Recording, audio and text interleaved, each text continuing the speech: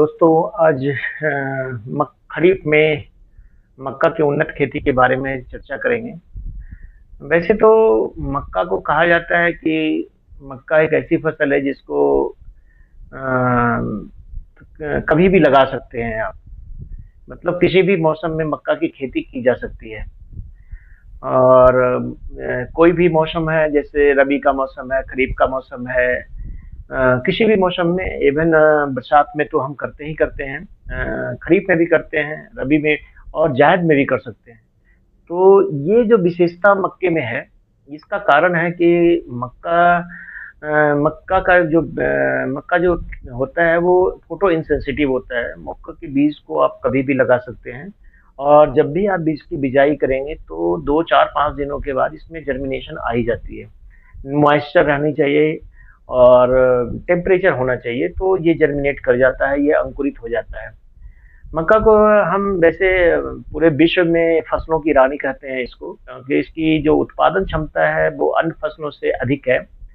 पहले मक्का को जब लोग कहते थे कि ये गरीबों का मुख्य भोजन है, वहीं आज इसको आपको जानकर हैरानी होगी कि करीब करीब 25% जो पूरे विश्व में लोग हैं वो मक्का के को खाद्यान्न के रूप में लेते हैं, मानव आहार के रूप में। उसके अलावा जो मुर्गी पालन है, खासकर आजकल पोल्ट्री फार्मिंग चल पड़ी है, तो जितना भी मक्का उत्पादन होता है उसमें से 50% करीब करीब मक्का जो है उसी में चला जाता है उसके आहार के रूप में।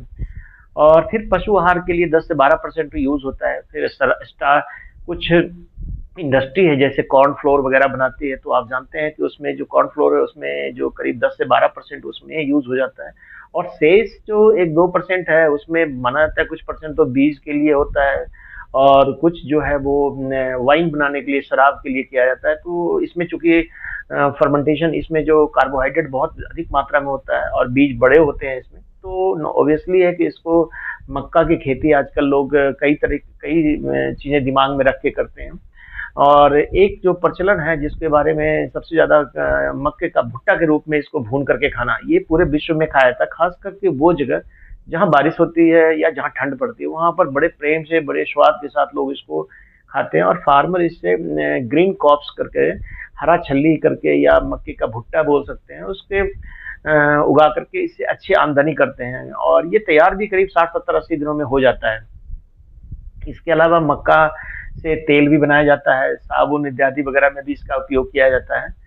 तो आजकल जितने भी तरह के जो बेबी फ्रूट्स वगैरह हैं, या हमारे स्टेपल जो डाइट, न्यूट्रिटिव डाइट है, उसमें भी मक्का का काफी भरपूर मात्रा में प्रयोग किया जाता है। लेकिन मक्का को विभिन्न, जो चूंकि इसको कई रूपों में इसका प्रयोग होता है, इसलिए कई तरह के मक्के की बात हम कर सकते हैं कि मक्का कई तरह का होता है। जैसे एक मक्का जो होता है, जो नॉर्मल हम मक्का उगाते हैं, दूसरा पॉपकॉर्न होता है, तीसरा स्वीट कॉर्न होता है, ये बेबी कॉर्न के रूप में। तो ये कई तरह के मक्का हैं, तो सब मक्का ही, लेकिन सबके दाने का जो अलग है, सबका ड्यूरेशन अलग है, वैरायटी अलग है, और डिमांड भी अलग है। इसमें से पॉपकॉर्न, स्वीट कॉर्न, आजकल स्वीट कॉर्न तो आपने सुना होगा, बेबी कॉर्न भी, जो पूरी छल्ली के जो खाई जाती है, इसको सब्जियों के रूप में प्रयोग किया जाता है। भारत जो इंडिया है, इंडिया में करीब करीब 75% जो है किसान जो है वो खरीफ में ही मक्का को लगाता है। नॉर्मली हमने देखा है कि और इवन हिमाचल प्रदेश के निचले और मध्य पर्वतीय क्षेत्रों में जो इसकी खेती होती है, उसकी खेती जो है वो जून में होती है, खरीफ फसल के रूप में ही लोग लेते हैं। लेकिन बहुत जगह चूंकि ये कमर्शियल, इसका मैंने बोला कॉप्स के रूप में, ग्रीन कॉप्स या हरी छल्ली के रूप में इसको उगाया जाता है, तो इसकी खेती लोग अगेती जनवरी दिसंबर के बाद बीजना शुरू कर देते हैं। और चूंकि जहां जहां बारिश होती है उसके अनुसार इसको बेचते हैं। भूमि की बात करें, ये कि मक्के की खेती के लिए वैसे तो हम कह सकते हैं कि सभी प्रकार की मिट्टियों में इसकी खेती हो सकती है। चाहे वो पथरीली हो तब भी उसमें हो जाती है, या बलुई दोमट वगैरह हो। लेकिन उसमें सिर्फ एक ही चीज है कि उचित जल निकास की जो है वो उसकी व्यवस्था होनी चाहिए। और मिट्टी जो है वो हेवी हो, या मिट्टी अगर सामान्य भी हो, रेतीली भी हो, तब भी चल जाता है। उसमें पानी, जल निकास जो है वो पूर्ण रूप से हो, ये ध्यान रखें। और पीएच मान की अगर बात करें तो ये न्यूट्रल पीएच पे अच्छा चलता है, करीब करीब 6.5 से 7.5 के बीच में। अगर आपका पीएच मान खेत का है तो ना अम्लीय ना क्षारीय, तो इसमें इसकी जो जो पौधे हैं वो अच्छा ग्रोथ करती है, इसमें बीमारी भी कम आती है। कई बार आपने सुना होगा कि कई जगह पे लोग जो है मक्की का ग्रोथ नहीं हो पाता है, तो कई बार अम्लीय क्षारीय भूमि के कारण भी जो आप न्यूट्रिएंट देते हैं पौधे को, वो शायद नहीं मिल पाता है।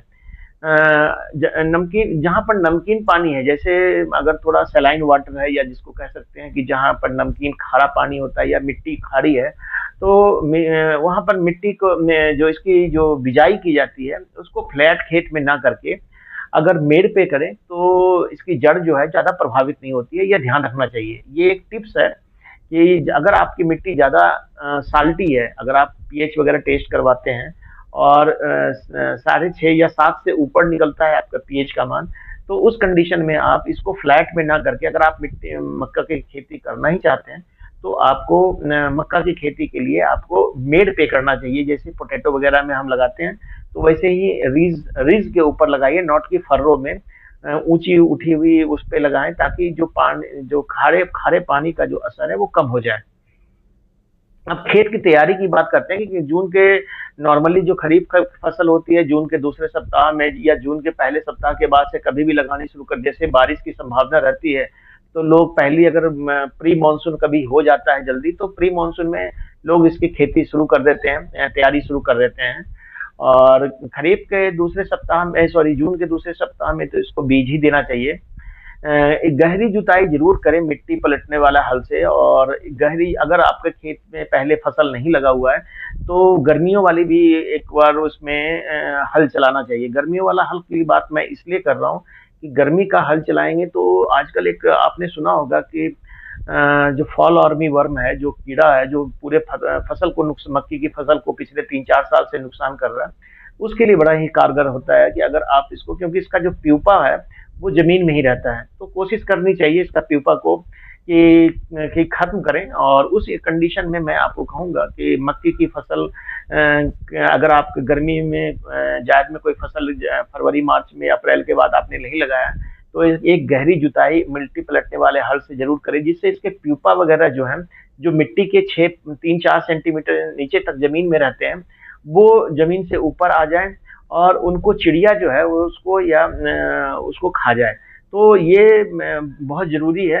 आजकल लोग रिले क्रॉपिंग करते हैं, एक क्रॉप लगाई नहीं दूसरी क्रॉप शुरू कर देते हैं, तो मिट्टी को, खेत को ज्यादा टाइम नहीं मिलता। तो उस कंडीशन में मेरा कहना ये है कि आप जरूर से मिट्टी गहरी जो जुताई कर लें, और खास करके उस जगह पे जहाँ पर खेत खाली हो।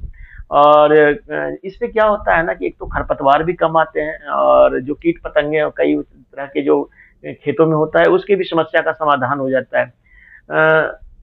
मिट्टी कम, मतलब इससे एक और भी है कि मिट्टी में जो गहरी जुताई करने से मिट्टी में पानी का एक तो खरपतवार समाप्त हो जाएगा, पानी को रखने की, धारण करने की क्षमता बनी रहती है। तो ये बहुत जरूरी है, ये भी देखना चाहिए। और कीट और बीमारियों के लिए तो मैं रिकमेंड ही है कि जब से ये कीड़ा आया है तो लोगों को रिकमेंड भी हम करते हैं कि जिस खेत में मिट्टी में, जिस खेत में आपने मक्का लगाना है, उस खेत में आप कम से कम 1-1.5 महीना पहले गहरी जुताई करके मतलब पलटने वाले हल से करके और इसको छोड़ दें। मक्के की बुआई वैसे तो वर्ष भर में मैंने आपको बताया कि इसका बीज में एक गुण होता है जिसको हम कहते हैं, ये चूंकि डे न्यूट्रल प्लांट है, इसको टेम्परेचर का, लाइट का, के ड्यूरेशन का ज्यादा इफेक्ट नहीं पड़ता है। मतलब कितनी देर सूरज की रोशनी रहेगी, 6 घंटे, 8 घंटे, 12 घंटे, तो उसका ज्यादा असर इसके फलन पे नहीं पड़ता है। तो इसलिए इसको वर्ष के, और इसके अंकुरन को भी समस्या नहीं आती है। जब भी आप लगा दें खेत में तो ये और टेम्परेचर होना चाहिए, ह्यूमिडिटी और मॉइस्चर होना चाहिए, नमी हो खेत में, तो ये कभी भी उग जाता है। तो इसलिए इसकी बुझाई हम कभी भी कर सकते हैं, खरीफ में, रबी में, जायद में, किसी भी ऋतु में कर सकते हैं। लेकिन खरीफ ऋतु में जो मानसून पर जो मानसून आने से पहले या मानसून के आने के साथ ही इसकी बिजाई कर देनी चाहिए। वैसे मध्य जून से मध्य जुलाई का जो टाइम होता है वो इसके बिजाई के लिए सबसे बेटर होता है। पहाड़ी क्षेत्रों में जहाँ कम तापमान होता है वहां पर ये ध्यान रखना पड़ता है कि ज्यादा टेम्परेचर डाउन ना हो जाए, तो कई बार मक्का जर्मिनेट नहीं कर पाता है। तो समय रहते हुए इसकी बिजाई कर लें, इसकी जो बिजाई करने के लिए तैयारी पूरी कर लें। अगर बीज की मात्रा की बात करें तो 1 एकड़ में करीब करीब 8 से 10 किलोग्राम बीज की आवश्यकता तो पड़ती है। वो अगर आप सामान्य जो मक्का हम लगाते हैं, जो छल्ली के लिए लगाते हैं, बेबी कॉर्न के लिए थोड़ा सा बीज ज्यादा लगता है, 10 से 12 किलोग्राम लग जाता है। वहीं स्वीट कॉर्न जो हम खाते हैं, मीठे मीठी छल्ली जिसको स्वीट कॉर्न कहते हैं, वो तो 2.5 से 3 किलोग्राम बीज की आवश्यकता 1 एकड़ के लिए होती है। और पॉपकॉर्न जो आपने देखा होगा बाजार में बिकता है, उसके लिए करीब 4 से 5 किलोग्राम बीज की आवश्यकता 1 हेक्टेयर में होती है। लेकिन पशु चारे के लिए भी आपने सुना होगा कि मक्का का यूज किया जाता है। तो वहां पर अगर आप चूंकि पशु के चारे के लिए हमको चाहिए, तो इसमें डिस्टेंस थोड़ा कम रखते हैं, और इसके लिए बेटर है कि 25 से 30 किलोग्राम 1 एकड़ में आप बीज डाल सकते हैं। लाइन से लाइन की दूरी मक्का में लोगों को ज्यादा पता नहीं होता है। नॉर्मली जो हम मक्का लगाते हैं, लाइन से लाइन की दूरी जो हमारी रहती है वो 60 से 70 सेंटीमीटर, 60 सेंटीमीटर मतलब करीब करीब 2 फीट जरूर रखनी चाहिए। 1.5 फीट से 2 फीट आप 60 सेंटीमीटर से कम ना ही रखें आप मक्का। दो लाइन से लाइन के बीच की दूरी अगर आप, और मक्का को कभी भी आप छट्टा नहीं लगाएं, कभी जो हो सके तो मक्का को आप लाइन में ही लगाएं। तो ये तो मैं आपको लाइन से लाइन की दूरी, वही अगर आप बेबी कॉर्न लगाते हैं तो 60 सेंटीमीटर उसके लिए भी रख सकते हैं। स्वीट कॉर्न को थोड़ा सा अधिक दूरी चाहिए, 70-75 सेंटीमीटर लाइन से लाइन की। और पॉपकॉर्न के लिए भी 60 सेंटीमीटर नॉर्मल आप कह सकते हैं कि 60 सेंटीमीटर की दूरी पर अगर पौधे लगाते हैं लाइन से लाइन की दूरी, तो आपको बढ़िया रहेगा। उसी तरह अगर लाइन के अंदर जो हम बीज डालते हैं, जैसे केरा मेथड से, जैसे हम कहते हैं कि लाइनों में हम बिजाई करते हैं, तो एक से बीज से दूसरे बीज की दूरी 15 से 20 या 20 से 25 सेंटीमीटर रख लीजिए। 20 से 25 सेंटीमीटर आपको रखना चाहिए, ताकि मक्का जो है उसमें उत्पादन ज्यादा अच्छा होता है। तो ये आपको ध्यान रखना चाहिए। करीब करीब जो नॉर्मल जो हम मक्का लगाते हैं उसमें 20-25 सेंटीमीटर रखिए। स्वीट कॉर्न और पॉपकॉर्न के लिए भी करीब करीब 20-25 सेंटीमीटर रख सकते हैं। लेकिन चारे वाला मक्का के लिए हम ज्यादा थोड़ा छटकावा विधि से लगाते हैं और क्लोज करते हैं, तो 5 से 10 सेंटीमीटर भी सफिशियंट होता है, ताकि चारे का उत्पादन ज्यादा हो। इसमें हमारा पर्पस जो होता है कि हरा चारा के रूप में। तो ये आपको बीज की मात्रा के बारे में मैंने बता दिया। और अगर ये पौधे की संख्या की बात करें, तो करीब करीब 1 एकड़ में, जैसे आपने अगर 60 सेंटीमीटर पे भी पौधे लगा दिए, अगर आपने 60 सेंटीमीटर बाई करीब करीब 20 सेंटीमीटर पे आपको पौधे अगर लगाते हैं नॉर्मली, तो एक एकड़ में करीब 30-35 हजार पौधे लगते हैं। तो आपको आइडिया होना चाहिए कि कम से कम इतने, अगर अच्छा प्रोडक्शन लेना है तो एक हेक्टेयर में करीब, 1 एकड़ में करीब 35 हजार करीब करीब पौधे होने चाहिए। तो ये हमारे, ये जो है, ये चीजें आपको तभी होगा जब आप लाइन सोइंग करेंगे। लाइन सोइंग अगर आप नहीं करेंगे मक्का में, तो आपका उत्पादन 50% कम हो जाता है। आप जितना सोचते हैं, लाइन सोइंग कोई नहीं करता आज के डेट में। और लाइन सोइंग जब भी आप करेंगे तो इसका फायदा आपको अवश्य मिलेगा उत्पादन पे। आप करके देखिए। और अगर गहराई की बात करें कि मक्का के बीज को कितना गहरा बीजना है, जैसे कह रहे, तो बहुत ज्यादा गहरा नहीं, लेकिन 3.5 से 4 5 सेंटीमीटर गहराई तक ये आराम से इसके जो बीज हैं फिर निकल आते हैं। तो आपको करीब करीब 5 सेंटीमीटर से ज्यादा गहरा नहीं बीजना है, और कम से कम 3 सेंटीमीटर आपने उससे कम भी नहीं रखना है। तो कम से कम 3 से 5 सेंटीमीटर के बीच में आपको इसका गहराई बीज की रखनी चाहिए। अब बीज उपचार की बात करते हैं, तो बीज उपचार मक्का में नॉर्मली लोग आजकल जो प्राइवेट सेक्टर के बीज आते हैं, आपने देखा होगा कि लाल रंग के या ब्लू रंग के, कई रंग से रंगे होते हैं, वो एक्चुअली उपचारित बीज हैं। लेकिन अगर आपने अपने घर में बीज रखा हुआ है मक्का का, या आप देसी किस्म या कोई भी आप लगा रहे हो, तो उस कंडीशन में मेरा कहना है कि मक्के के बीज को उपचारित जरूर करें। जैसे आपने अगर कोई भी बीमारी हो, कम से कम बेबिस्टीन से आप जरूर उपचारित करें, या कैप्टान से करें।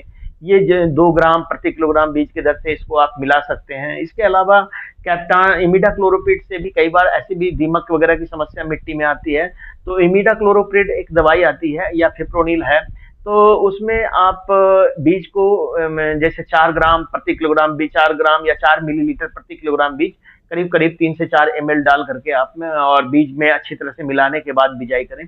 तो दीमक की समस्या, और जो है जिसको हम सूट फ्लाई कहते हैं, उसका, उससे हमको काफी निजात मिल जाता है। तो आपको बीज को उपचारित करने के लिए आपको कम से कम बेबिस्टीन, कैप्टान या इमिडाक्लोरोपिड के साथ फिप्रोनिल वगैरह का जरूर प्रयोग करना चाहिए। इससे कई सारी बीमारियां और कीड़े से आप बचाव कर सकते हैं। जैसे पीथियम जो है, तना सड़न रोग होता है, कई बार तना सड़ जाता है, तो कई बार आपने सुना होगा उसके लिए ब्लीचिंग पाउडर वगैरह का इस्तेमाल करना पड़ता है। खड़ी फसल में खड़ी खड़ी पौधे जो है उसके तने सड़ने लगते हैं, गिरने लगते हैं। उस कंडीशन में हम कहते हैं कि ब्लीचिंग पाउडर का इस्तेमाल करो, छिड़काव कर देना चाहिए। मक्की के खेत में जाएंगे तो बड़ी गंदी बदबू आने लगती है, मक्की के तने जब सड़ते हैं, तो उसमें कार्बोहाइड्रेट होता है। तो उस कंडीशन में मैं कह रहा हूँ कि मक्की में आप जो है पीथियम जो भी तना सड़न रोग जिसके कारण से भी लगता है, उसके लिए आप अगर बीज को पहले से उपचारित कर दें इमिडाक्लो कैप्टान वगैरह से, तो ये 4 ग्राम 2.5 ग्राम से 3 ग्राम दवा प्रति किलोग्राम बीज में लेकर के आप इसको मिला करके फिर उपचार करने के बाद अगले दिन बिजाई करें या सेम डे भी बिजाई कर सकते हैं।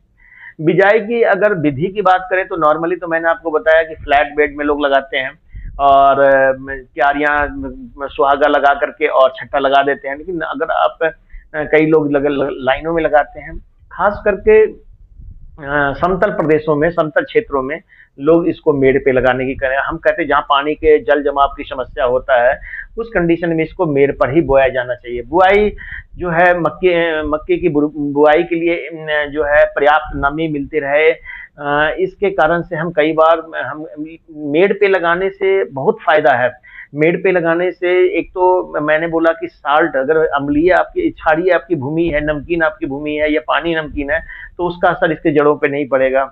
दूसरा जो है कि जो पानी है वो उचित मात्रा में पौधे को लगातार मिलता रहता है, नमी बनी रहती है और जड़ें मजबूत होती है, जड़ें जल्दी पौधे जल्दी गिरते नहीं है।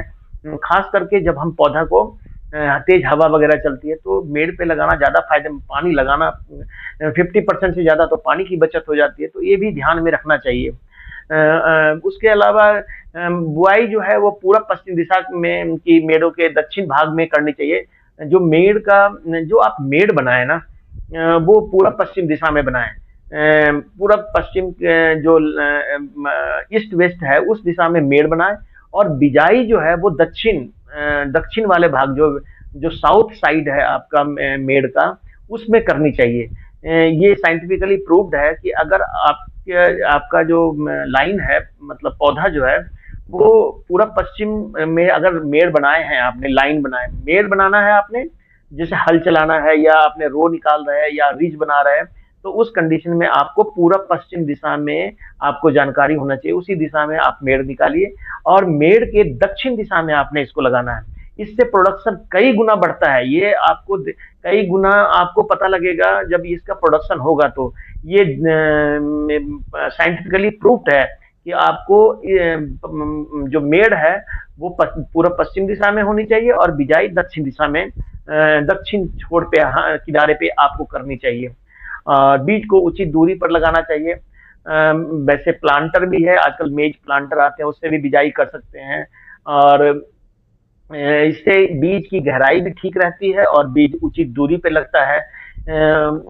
इससे प्लांटर से एक चीज और होता है कि हम जो उर्वरक डालते हैं वो छिड़काव करके नहीं, जब हम खेत लगाते हैं तभी हम डालते हैं। तो इससे क्या होता है कि या मक्की लगाने वाला सीड ड्रिल भी होता है, तो उसमें खाद जो है बीज के आसपास ही गिरता है ताकि पौधे को वो लगातार मिलता रहे, तो ये भी ठीक है। वैसे नॉर्मली हमारे हम जो कहते हैं कि जो जुताई अब ट्रैक्टर से लोग करते हैं, कई लोग सीड ड्रिल से करते हैं, कई लोग जीरो टिलेज भी करते हैं। तो जैसे जीरो टिलेज वगैरह है, आपने देखा होगा जीरो टिलेज में जो खेत है उसमें ज्यादा डिस्टरबेंस नहीं करते हैं और बीज को और खाद को हम जीरो टिलेज के द्वारा सीधी हम तैयार खेत में बिजाई कर देते हैं, यानी कि वो खेत जो ऑलरेडी, ताकि नमी जो है इसकी मॉइस्चर, जैसे जून के अगर दूसरे सप्ताह तक बारिश नहीं होती है तो उस कंडीशन में आप जीरो टिलेज मेथड से अगर आप बिजाई करेंगे तो आपको फायदा होगा कि नमी उसके अंदर बनी रहेगी ज्यादा समय तक, और जो नमी जमीन के अंदर है वो पौधे को आसानी से मिलेगी। तो अगर बारिश थोड़े दिन लेट भी होती है तो उसका फायदा होता है। इसके बुआई करने से करीब मतलब आपको, एक तो कई बार लोग जीरो टिलेज वगैरह प्लेन में तो बहुत ज्यादा यूज करने लगे हैं, पहाड़ों में इसका प्रचलन थोड़ा कम है, लेकिन इसमें एक तो जो खरपतवार है वो भी कम निकलता है और इसमें बचत काफी ज्यादा होती है, आपको खेत तैयारी करने में बहुत ज्यादा गहरी जुताई वगैरह नहीं करनी पड़ती है, तो ये और मॉइस्चर की बचत होती है। दूसरा जो है कि अगर आप लाइन में बिजाई कम से कम इतना जरूर करें, आप अगर लाइन में भी करना है तो पूरा पश्चिम दिशा में ही लाइन में करें, और जो बीज है वो आप ऑब्वियसली है कि पूरा पश्चिम दिशा के लाइन में ही करें, ताकि हो सकता है कि आपको उसका फायदा भी मिले, ना कि उत्तर दक्षिण दिशा में आप लाइनों की बिजाई करें।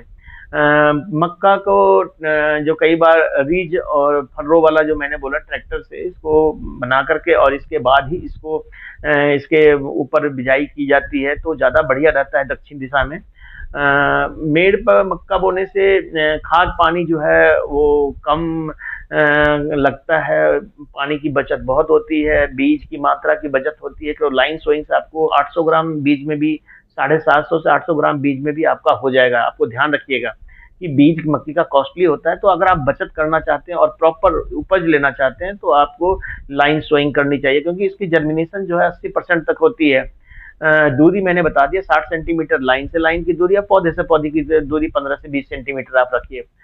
उत्पादन लागत जो है, जो कॉस्ट ऑफ कल्टीवेशन है, उसमें बहुत ज्यादा कमी आ जाती है। लाइन में सोइंग, मेड़ पर सोइंग करने से पौधे गिरते नहीं है, मजबूती के साथ पौधे पकड़े रहते हैं। क्षारीय भूमि जैसे लम्बे और या अम्लीय भूमि है जहाँ पर पानी जो है आपका थोड़ा पीएच 5 से 6 से कम है या पीएच 7 से ज्यादा है, तो उस कंडीशन में पौधे को ज्यादा नुकसान नहीं होता और पौधा में उत्पादन में ज्यादा फर्क नहीं पड़ता है। तो ये भी ध्यान रखना चाहिए। इसके अलावा अगर कई लोग नालियां निकाल करके भी इसकी बिजाई करते हैं, जहां पर मोस्टली पहाड़ों में अगर लाइन सोइंग की बात करें तो लोग यहाँ पे लाइन सोइंग का मतलब फ्लैट खेत में उसमें लाइनें निकाल देते हैं ट्रैक्टर से और उसके बीच में बिजाई करते, तो ये भी टेक्निक ठीक है क्योंकि जल जमाव यहाँ पर ज्यादा समस्या है नहीं। और इसमें खरपतवार निकालना बड़ा आसानी होता है। पौधे की नंबर ऑफ प्लांट, जैसे मैंने बोला, 1 एकड़ में कम से कम 35,000 पौधे आपके होने चाहिए, तभी प्रोडक्शन आपको आएगा। तो ये आपको डिसाइड करना है कि 3500 पौधे कम से कम एक कनाल में आपको 3500 पौधे आपको होना चाहिए, ये आपने ध्यान रखना है। और 3500 पौधे अगर एक कनाल में नहीं है तो एक कनाल में तो फिर आपको थोड़ा प्रोडक्शन में इसका फर्क पड़ेगा, तो ये आपने ध्यान रखना है। मक्के की बुआई, आपको मैंने बोला कि मक्के की बुआई पूरब से पश्चिम दिशा वाली मेड़ के उत्तर भाग में की जानी चाहिए, उत्तरी भाग में। इससे लवण क्षार की समस्या कुछ हद तक बचा जा सकता है, क्योंकि सूरज की किरणें सीधी मृदा पर नहीं पड़ती है। इससे जो क्षार है, जो नमक है, सूरज की किरणें वाली दिशा में ही ज्यादा आते हैं। यानी जो किसानों को ये भी ध्यान रखना चाहिए कि जो मेड़ पे हम बिजाई करते हैं उसको हम कम से कम पूरब जो पश्चिम दिशा वाली मेड़ में मक्का की बुआई पूरब से पश्चिम दिशा वाली मेड़ के उत्तरी भाग में करनी चाहिए। दक्षिण भाग में ना करके आप उत्तर भाग में करिए। दक्षिण भाग में भी कर सकते हैं, लेकिन मेड़ पे करने से ही आपको बहुत सारा फायदा मिल जाएगा। तो ये आपको देखना है। उत्तरायण होता है कि दक्षिणायन सूर्य होता है, इसके कारण से मैं बोल रहा हूँ। उसके अलावा जो पौधे से पौधे की दूरी मैंने आपको बताया कि 60 सेंटीमीटर करीब रखते हैं, और जो नॉर्मल जो प्लांट से प्लांट की दूरी है करीब करीब 20-25 सेंटीमीटर इसको रखना चाहिए। ये सभी मक्का के लिए, चाहे वो जो है मीठी जो स्वीट कॉर्न है या पॉपकॉर्न है, वो उतना आपको रखना चाहिए। चारे वाले के लिए थोड़ा डिस्टेंस कम रखनी चाहिए। वैरायटी की बात करें, किस्मों की बात करें तो बहुत सारी किस्म है। जैसे मैं उसका लिस्ट आपको दे रहा हूँ कि ये सारी किस्में हैं जो अवेलेबल है जो मार्केट में, और हर साल प्राइवेट सेक्टर बहुत सारी किस्में लेकर के आता है, तो वहां से या गवर्नमेंट सेक्टर की इन किस्मों को आप लगा सकते हैं। पॉपकॉर्न की बीएल जो है, पॉपकॉर्न है, अंबर है, पर्ल है, जवाहर है, इसको लगा सकते हैं। इसके अलावा बेबी कॉर्न की HM4 एवं बीएल में बेबी कॉर्न 1 2 वेराइटी है, इसको भी आप लगा सकते हैं। इसके बाद स्वीट कॉर्न की माधुरी है, विन ऑरेंज है, प्रिया और HSC1 है जो हाइब्रिड है, इसको भी आप लगा सकते हैं। कई बार आदमी चारे के लिए जो पशुओं के लिए लगाते हैं उसमें अफ्रीकन टॉल वैरायटी बहुत लंबी होती है, 20-15 8 10 12 फीट ऊपर तक चली जाती है, तो अफ्रीकन टॉल है, J1006 है या प्रताप चरी 6 है, इनमें से किसी किस्मों को लगा सकते हैं। अफ्रीकन टॉल जो वैरायटी है वो काफी ज्यादा प्रचलित है और चारा भी बहुत ज्यादा, इसका साइलेज भी बहुत बढ़िया बनता है, तो इन किस्मों का आप चुनाव कर सकते हैं। मक्का में कई बार हाइब्रिड लोग लगा लेते हैं। हम आजकल कंपोजिट वैरायटी है, हाइब्रिड है, या कोई भी या देसी किस्म लगाते हैं, तो देसी किस्म का तो बीज हम रखते हैं, हाइब्रिड का कभी भी बीज नहीं रखना चाहिए। अगर आप संकर किस्म या आपने कोई भी डबल हाई सेल या कई बार आपने से डबल सेल वाला इस टाइप का जो वैरायटी मार्केट में अवेलेबल होता है, खास करके जो हाइब्रिड है, उसको मक्का की कोई भी वैरायटी का बीज आप अपने से मत रखिए। अगले सीजन में वो जर्मिनेट तो जरूर करेगा, लेकिन कई बार किसान ऐसा ट्रायल कर देते हैं और उसके बाद क्या होता है कि वो पौधा जो है, वो पौधा तो ग्रोथ कई बार हो जाता है बट उसमें छल्लियों में दाने नहीं बनते हैं, तो इस तरह की समस्या आती है। तो किसान भाइयों, ये काम तो आप बिल्कुल ना करें। जहां तक खाद और उर्वरक की बात है, तो मक्का के अधिक उपज के लिए बुआई से पहले मिट्टी की जांच करवाना अत्यंत आवश्यक हो जाता है। और नाइट्रोजन, फास्फोरस, पोटाश के अलावा जो आयरन है, जिंक है, ये इसकी जरूरत मक्के में होती है, और इसकी कमी से कई बार बहुत ज्यादा प्रोडक्शन पे फर्क पड़ता है।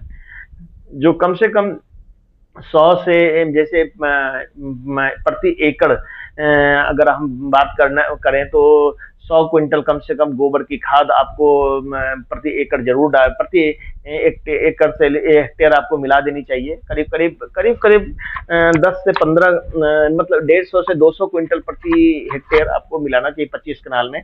और इसके अलावा 1 हेक्टेयर में आपको 150 से 180 किलोग्राम नाइट्रोजन, 60 से 70 किलोग्राम आपको फास्फोरस और 60 से 70 किलोग्राम पोटास, इसकी आवश्यकता। पोटास फास्फोरस का बहुत इफेक्ट आपके मेज पे पड़ता है। इसके अलावा कई बार आजकल देखा गया कि बहुत जगह पे जिंक की कमी होती है, तो जिंक का करीब करीब 1 किलोग्राम प्रति कनाल या 25 किलोग्राम प्रति हेक्टेयर आपको जरूर मिलाना चाहिए। ये बिजाई से पहले या बिजाई के समय बीज से 4-5 सेंटीमीटर गहरा और 4-5, मतलब अगर खाद और उर्वरक आप डाल भी रहे हैं तो बीज से थोड़ा सा दूर ही डालें, जिससे अंकुरन पर कोई प्रतिकूल प्रभाव ना पड़े। शेष नाइट्रोजन को, नाइट्रोजन जो आपका, जो मैंने बोला कि 60 से 70 किलोग्राम, मतलब करीब करीब 2 किलोग्राम जो है नाइट्रोजन की जरूरत पड़ती है, सॉरी 150 से 180 किलोग्राम, मतलब नाइट्रोजन जो आपने डालना है उसको आपने कम से कम 4 भागों में बांट करके आपने डालना है। एक तो आपने 20% जो है, जैसे 200 किलोग्राम है तो 40 किलोग्राम आप 1 हेक्टेयर में जो है शुरू में डाल सकते हैं। उसके अलावा जो 20% नाइट्रोजन जो है, 20% नाइट्रोजन जो है करीब करीब 4 पत्तियां जब आ जाती है, जो पहली गुड़ाई करते हैं उस समय डालना चाहिए। या और उसके बाद 30% नाइट्रोजन जो है, जो जब 7 से 8 पत्तियां आ जाती है तब डालना चाहिए। और बाकी 30% जो है नाइट्रोजन जो फूल आने लगते हैं या फूल आने के समय देनी चाहिए। और शेष अगर आपके पास नाइट्रोजन अभी भी बच गया है तो 10% नाइट्रोजन का प्रयोग जो है दानों के भरने के समय, ताकि पत्तों में जान होनी चाहिए। पत्ते अगर खाना बनाएंगे तभी दाने स्वादिष्ट पौष्टिक बनेंगे या मोटे बनेंगे, तो ये ध्यान रखना चाहिए। तो मक्का का जो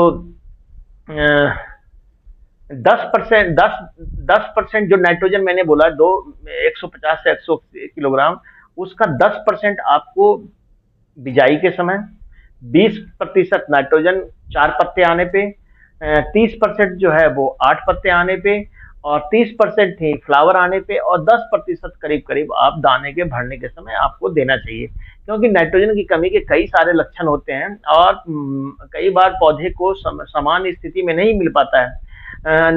अगर पत्ते आपके पीले हो रहे हैं, नीचे वाले पत्ते जल्दी पीले हो रहे हैं, या पत्तों में पीलापन है, ग्रीन नहीं आ रहा है, तो नाइट्रोजन की कमी का पूरा लक्षण है। अगर आप फास्फोरस की कमी के लक्षण देखेंगे तो इसके पत्ते में बैंगनी कलर के या पर्पल कलर के किनारे बनने लगते हैं और दाग गहरा होने लगता है इसका रंग। तो अगर ये लक्षण है तो मक्के में, तो समझ लीजिए कि इसमें बैंगनी, मतलब फास्फोरस की कमी है। अगर पोटाश की कमी के देखेंगे तो इसके जो किनारे हैं मक्की के पौधे के पत्ते के, वो जलने लगते हैं। ये कुछ लक्षण है जो बड़े विजुअल होते हैं, और कई बार कहते हैं कि हमने सब कुछ डाला फिर भी नहीं मिल रहा है, तो पौधे को ये मिट्टी जांच कराने के बाद ही, अगर अम्लीय भूमि, क्षारीय भूमि होगा तब भी इसका इन न्यूट्रिएंट का असर पड़ेगा। और जिंक की कमी होती है तो पौधे छोटे रह जाते हैं, अच्छा ग्रोथ नहीं कर, बढ़वार रुक जाती है। कई बार सल्फर की कमी के भी लक्षण देखेंगे। जैसे नाइट्रोजन के लक्षण तो पीलापन नीचे आता है, सबसे पुराने वाले पत्ते जो है नाइट्रोजन की कमी से वो पीले होते हैं। लेकिन जब आप गंधक की कमी होगी या सल्फर की कमी होगी तो सबसे ऊपर वाला जो टॉप वाला पोर्शन है, जो होल है जहां पर पत्तियां निकलते रहती नए नए, वो वाला पोर्शन पीला होना शुरू होगा। तो ये थोड़ा सा अंतर आपको समझना चाहिए। वहीं पर कॉपर की भी कमी आती है, उसमें लमिल, जो पत्ते के ऊपर पीले रंग की धारियां बनने लगती है। जो आयरन की कमी होगी उसमें भी पूरा का पूरा पौधा ग्रसित हो जाता है कई बार, और पत्ते पे लाइन ग्रीन और येलो का लाइनिंग बनना शुरू हो जाता है। मैग्नीशियम की कमी, मैंगनीज की कमी, इनकी कमी भी आती है। जो किनारे हैं वो जलने लगते हैं, वो लाल पड़ने लगते हैं या ब्राउन होने लगते हैं। तो इस तरह के बहुत सारे लक्षण हैं जो आपको मक्की में आसानी से देखने को मिलेंगे, खासकर पोषक तत्वों की कमी के लक्षण। तो ये थोड़ा सा ध्यान आपको रखना है। लेकिन जो उर्वरक की बात मैंने कहा, वो उर्वरक आपने डालना है। नाइट्रोजन को 4 से 5 स्प्लिट डोज में आपने जरूर डालें। नाइट्रोजन एक बार में ना डाल करके 3 से 4 बार में, जैसे मैंने बोला कि 4 पत्ते 8 शुरुआत में बिजाई के समय, फिर 4 पत्ते, फिर 8 पत्ते, फिर फूल आने पर, फिर दाने बनने पर, ये 5 स्टेज पे आपने, लेकिन मात्रा जो है जो 8 पत्ते और फूल आने समय, उस समय 30% जो बचा हुआ नाइट्रोजन है वो डालें। और लास्ट में जो बीज बनता है उस समय 10% नाइट्रोजन थोड़ा बहुत दीजिए, ताकि पौधे में जो है वो ग्रीनरी बनी रहे। और पौधा ही खाना बनाता है, पत्ता ही खाना बनाता है, और पत्ता जितना खाना अच्छा से बनाएगा उतने अच्छे सॉलिड आपके दाने बनेंगे।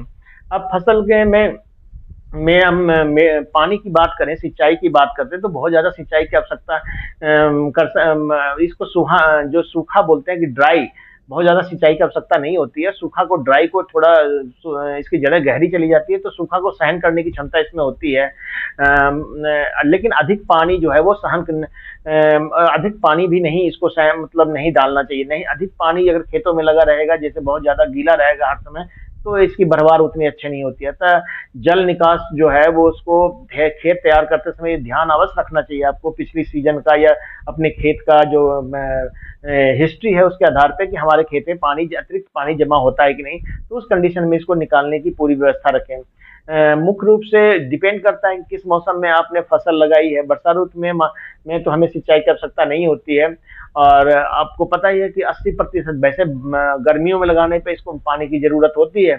तो अगर 80% जो हमारे भारतवर्ष में या हिमाचल में ही कर लीजिए, तो वो मक्का जो है वो बरसात में लगाई जाती है, तो इसको सिंचाई की आवश्यकता बहुत कम है। हम इवन लोगों को पानी निकालना ज्यादा व्यवस्था करना पड़ता है उसी समय। लेकिन दाने बनने समय, बढ़वार के समय कम पानी चाहिए, और उस समय खेत ज्यादा सूखा नहीं होना चाहिए। और जिस समय फूल और दोनों जो ऊपर जो फूल बनते हैं और नीचे छल्लियां हल्की सी बनती है, उस समय पॉलिनेशन के समय और दाने में दूध बनते समय, उस समय पानी की आवश्यकता जरूर चाहिए। उस समय पानी की ज्यादा कमी रहेगी तो फिर उत्पादन पे असर पड़ेगा, दाने उतने बोल्ड सॉलिड नहीं बनेंगे, दानों में वजन नहीं आएगा। तो ये ध्यान रखना चाहिए कि जो है हमारे को पानी जो है वो समय पे उसी तरह से देना चाहिए।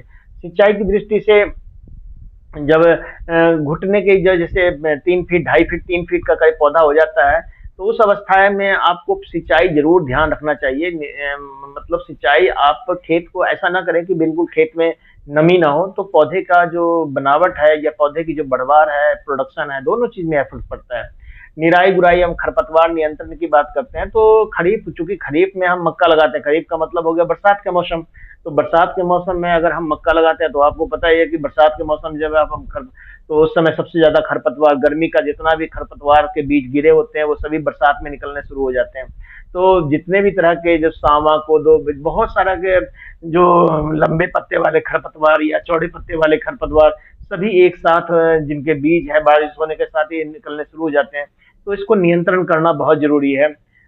मक्का की अच्छी उपज के लिए खेत को जितना ज्यादा मतलब खरपतवार रहित रखेंगे, उतना अच्छा उपज होगा। तो ये आपको शुरू से ही ध्यान रखना है।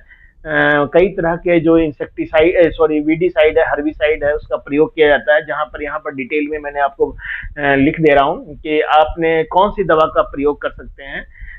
लेकिन इसमें मक्के में एक निराई गुड़ाई अवश्य, अगर जितनी एक जो शुरुआत में जो निराई गुड़ाई करते हैं उसका फायदा बहुत होता है। तो एक निराई गुड़ाई चाहे आप मशीन से करें या जो हैंड कल्टीवेटर वगैरह होते हैं उससे करें, या आप खुरपे से करें, लेकिन एक गुड़ाई आपको मक्के में शुरुआत में जरूर देनी चाहिए। उसके अलावा अगर हर्बिसाइड की बात, खरपतवार नाशी की बात करें, तो कई तरह के, जैसे एट्राजिन है, टेफाजिन है, 50 WP आता है। इसका प्रयोग जो है वो चौड़ी पत्ती वाले और एक जो लंबी पत्ती वाले एक मौसमी घास होते हैं जिसको बोलते हैं सीजनल घास, दोनों को नियंत्रण हो पाता है। तो एट्राजिन बड़ा पुराना है, इसको शुरुआत में करते थे। इसके अलावा दूब है, मोथा, इसके लिए आजकल लॉडिश करके आता है, और वो खरपतवार नाशी जो बहुत ज्यादा यूपीएल का है, बहुत ज्यादा प्रचलित है और इसका प्रयोग करते हैं। इसको मैं डिटेल में आपको यहाँ पर लिख दूंगा कि आपको मक्का में कैसे इसका प्रयोग करना है। एट्राजिन की जो मात्रा है वो भूमि में के प्रकार पर भी, हल्की मिट्टी या भारी मिट्टी होती है, इसमें अलग अलग टाइप का, लेकिन 1 से 1.5 किलोग्राम एट्राजिन 1 हेक्टेयर के लिए आवश्यक होता है। और इसको 600 लीटर पानी में घोल करके बुआई के तुरंत बाद छिड़काव करना चाहिए। जैसे बिजाई कर ली, और बिजाई करने के बाद उसको आप मतलब इसको घोल कर करीब जैसे 1.5 लीटर आपने एट्राजिन लेना है, और 600 से 700 लीटर पानी में, उसका 1 हेक्टेयर के लिए सफिशियंट है। और इसको जो बिजाई करने के तुरंत बाद इसको छिड़काव कर देना चाहिए। मृदा छिड़काव करते समय ये ध्यान अवश्य रखना है कि मिट्टी में नमी होनी चाहिए।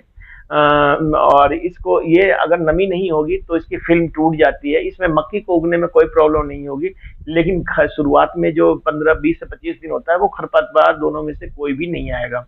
इसके अलावा कई बीमारी भी है, जैसे आपने देखा होगा, सुना होगा कि स्टेम बोरर मक्की में बहुत लगता है। पहला तो कीट को मैंने शुरू में आपको बात कर रहा था कि फाल आर्मी आर्मी बर्म, लेकिन कुछ पुराने, ये तो बड़ा लेटेस्ट है, 2 3 सालों से ज्यादा चला रहा है, जो पूरे पौधे को ही समाप्त, पत्ते से लेकर के नीचे तक, तने तक के भाग को खत्म कर देता है, और मेन भाग को भी ये खत्म कर देता है। तो ये थोड़ा सा ध्यान रखना चाहिए। इसके अलावा जो स्टेम बोरर है, जो स्टेम में मतलब जो मक्की का तना है उसमें से जो बीच वाला भाग है उसको खाता है, जिसके कारण से कई बार बड़ी समस्या आ जाती है कि जो है पौधे का ग्रोथ ही रुक जाता है, और फिर छल्ली तो बनती ही नहीं है उसमें, बीच वाला ही भाग खा करके खत्म कर देता है। तो कार्बोफ्यूरान वगैरह इसमें प्रयोग करते थे, जो का इसका प्रयोग कर सकते हैं। इसके अलावा दीमक है, दीमक के लिए तो क्लोरोपाइरीफॉस है। दीमक लग जाती है मक्की की फसल में शुरुआत में ही, अगर बहुत ज्यादा खेतों में दीमक हो तो। वैसे मैंने बोला कि सीड ट्रीटमेंट अगर इमिडाक्लोरोप्रिड से करके अगर आप बिजाई करते हैं तो दीमक की समस्या का भी समाधान हो जाता है। वहीं क्लोरोपाइरीफॉस है, इसको आप खेत में जब अगर सिंचाई कर रहे हैं तो सिंचाई करते समय इसको ढक्कन को थोड़ा सा ढीला कर करके छोड़ दीजिए हल्का सा, तो ये पूरे खेत में पानी में फैल जाता है, जिसके कारण से ये दीमक की समस्या को कुछ हद तक आप समाधान कर सकते हैं। या इसके अलावा 1 हेक्टेयर में जैसे 2.5 3 लीटर जो है दवाई लेकर के क्लोरोपाइरीफॉस, उसको 15 20 25 किलोग्राम रेत में इसको अच्छी तरह से मिला लीजिए, और रेत के रूप में यूरिया की तरह छट्टा खेत में लगा दीजिए। ये भी, इससे क्या होता है पूरे खेत में ये दवाई जो है फैल जाती है, और जो ये पूरे खेत के हर कोने में ये चला जाता है, तो दीमक की समस्या का समाधान हो जाता है। तो आप रेत में मिलाकर के भी दवाई को भी छिड़काव कर सकते हैं, या इसका स्प्रे आप कर सकते हैं। इसके अलावा बहुत सारी रोग भी इसमें लगते हैं, लीफ ब्लाइट लग जाता है कई बार, कई तरह के लीफ जो है जलने लगते हैं, रस्ट भी लगता है, कई बार आपने देखा होगा पीले पीले रंग के पाउडर लगने लगते हैं, और कई सारी बीमारियां आती है, डाउनी मिल्ड्यू भी लग जाता है कई बार। तो ये सारी चीजें हैं जो मक्की की फसल को नुकसान करता है, लेकिन बहुत ज्यादा कॉमन जो आजकल हो गया है वो है आपका फॉल आर्मी बर्म। इसके कारण से लोग ज्यादा परेशान हैं। मैंने बोला था कि इसमें मक्का की फसल में कई बार स्टेम रॉट लग जाता है, जिसको हम तना का गलन रोग कहते हैं, और तना गलने लगता है, तो वहां पर हम रिकमेंड करते हैं कि ब्लीचिंग पाउडर जो है वो अपने खेत में बुड़काव कर दीजिए। शुरुआत जैसे ही ये लक्षण दिखाई देने लगे तो इसका छिड़काव कर देने से ये समस्या जो है काफी हद तक संभावना कम हो जाती है।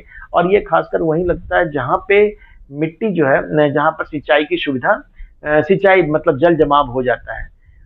उपज की बात करें तो जब मैंने बोला तो 2,500 से 3,500 एक कनाल में पौधे, यानी 1 एकड़ में 1 एकड़ में 35 से 35 हजार पौधे आपके होने चाहिए। तो उस कंडीशन में मैं आपको यही बोल रहा था कि आपको हर हालत में मक्का के में प्रॉपर आपको डिस्टेंस लाइन सोइंग वगैरह आप करते हैं तो आपको एक कनाल से करीब करीब 3500 छल्ली कम से कम, कई बार पौधों में 2 2 छल्लियां 3 3 छल्लियों वाले भी आजकल वैरायटी आते हैं, तो एक पौधे में तो कम से कम इतने मिलने चाहिए, तो आपका प्रोडक्शन बहुत ही बढ़िया होगा। तो ये आपने ध्यान रखने वाली बातें हैं कि वो जो हमने कटाई करनी है वो सूखे मक्के के लिए करनी है या छल्ली के लिए करनी है। अगर छल्ली के लिए करना है तो आपको उसमें प्रॉपर उसी, जब दाने बन जाए और दूध थोड़ा सा गाढ़ा हो जाए, यानी कह सकते हैं कि दाना सॉलिड हो जाए हल्का, तब इसको, और छल्लियां हरी रहनी चाहिए, तभी भुट्टो के लिए इसको बेचा निकाला जाता है। और जो तन्ने हैं या जो पौधे हैं वो पशु चारा के लिए यूज हो जाता है। तो एक तो ये कर सकते हैं। दूसरा, अगर पूरी तरह से पौधा सूख जाता है, जब पूरा पौधा सूख जाएगा तो तब उसके बाद हम छल्लियों को तोड़ें, ताकि दाना जो है वो पूरी तरह से सॉलिड बने। तो ये पहले नहीं, कच्चे में नहीं तोड़ना चाहिए। और इसको हाथ से जो हम छल्ली को पहले तो हम छील लेते हैं, फिर उसको बिना दाना निकाले ही छोड़ देते हैं, वो थोड़ा सूखने लगता है। और उसके बाद हम इसको मशीन से इसके दाने को निकालते हैं। तो कई सारे आजकल उपकरण भी आते हैं जिससे आप इसके दाने को निकाल सकते हैं। इसके अलावा इंटरक्रॉपिंग भी इसमें की जा सकती है। जैसे मक्का के साथ आजकल लोग कई तरह की फसलें लगाते हैं, जैसे मक्का के साथ मूंग लगा सकते हैं आप। मक्का के साथ आप उड़द लगा सकते हैं। लोबिया को लगाया जा सकता है बड़ी अच्छी तरह से। इवन मक्का के साथ लोग अरहर भी लगाते हैं। और कई जगह पर तो मैंने मूंगफली भी लगाते हुए देखा है कि आप मूंगफली की खेती भी मक्के के बीच में कर सकते हैं। इवन खीरा भी लोग लगा देते हैं, फूट जो होती है। इसके अलावा सोयाबीन के साथ भी इसकी खेती कर सकते हैं। और सब्जियां भी, कुछ सब्जियां हैं जिसको आप इसके बीच में आप लगा सकते हैं। वो शुरुआत में ही आपको देखना पड़ेगा ताकि पत्ते की छाया इसके पौधे, लेकिन ये तभी होता है जब इसको आप प्रॉपर डिस्टेंस पे लगाते हैं। इसके अलावा इन फसलों को जब आप लगाते हैं तो आपको उर्वरक पे भी ध्यान रखना पड़ेगा कि अगर दलहनी क्रॉप है तो उसमें अगर आप यूरिया की मात्रा ज्यादा प्रयोग करेंगे तो आपकी दलहनी फसल खत्म हो जाएगी, वो अच्छी तरह उपज नहीं देगी। तो ये सब चीजों को भी आपने ध्यान रखना है। या खरपतवार नाशी जो हम मैंने बताया कि अगर उसका प्रयोग करते हैं तो उस वो भी आपको नुकसान करेगा सारा, जो क्योंकि वो तो मक्के के अलावा सारे पौधों को खत्म कर देगा। तो उसमें खरपतवार नियंत्रण भी आप नहीं कर सकते। तो रासायनिक खरपतवार नियंत्रण उसकी जगह पर हाथ से निराई गुड़ाई करनी पड़ेगी। और ये सब चीजें आपको पहले से पता होना चाहिए।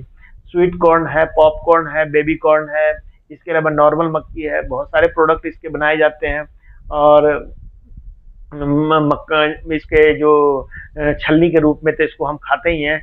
हमें लगता है कि सबसे ज्यादा बरसात के समय में ये एक शॉर्ट टर्म बिजनेस हो जाता है। लोग छलनियां बेचने हैं, जो किसानों को ज्यादा पैसा मिलता है, कम समय में फसल तैयार हो जाती है और छलियों की मुंह मांगी कीमत मिलती है। तीसरा बात है, एक छल्ली का कम से कम किसान को 4 से 5 रुपया मिल जाता है। दूसरी बात, 3 4 और जो इसको भूनता है उनको भी एक रोजगार मिल जाता है। तो ये मक्की का उत्पादन एक स्वरोजगार का रूप में भी हो जाता है कि कई जगह पे तो आप पहाड़ों में चले जाएंगे तो आपको लोग मक्की की खेती कंटिन्यूअस पूरे साल करते हैं और उसी छल्लियों को निकाल निकाल कर बेचते हैं।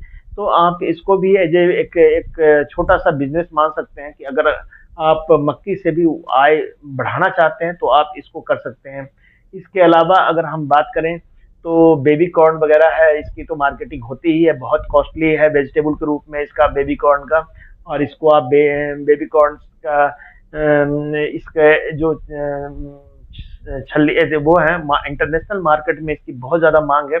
और ये किसानों के लिए बड़ा फायदेमंद है, बहुत शॉर्ट ड्यूरेशन में ये क्रॉप तैयार भी हो जाता है। इसके अलावा मार्केटिंग वगैरह में भी आप इसके जो कई तरह के प्रोडक्ट हैं वो बना सकते हैं। तो मैं आज